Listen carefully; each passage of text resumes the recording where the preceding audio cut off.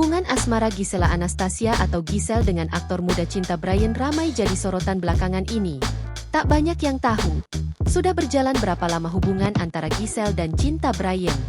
Namun yang pasti, Giselle sudah mengenalkan cinta Bryan pada sang putri, Gempita Nora Marten atau yang akrab disapa Gempi. Soal cinta Bryan yang sudah dikenalkan ke Gempi, Gading Marten pun mengaku tak masalah. Meski begitu, Gading Marten meminta awak media menanyakan langsung kepada sang mantan istri.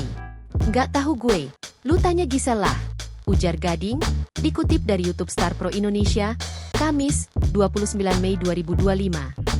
"Nggak apa-apa, it's okay," sambungnya. Gading mengatakan bahwa keputusan Giselle untuk kembali berpasangan adalah hak pribadinya. Karena itulah, Gading Marten mendoakan yang terbaik untuk Giselle. "Ya nggak apa-apa haknya," kata Gading. "Orang kan berhak bahagia menemukan pasangannya. Kita kan doain yang baik-baik aja," tambahnya.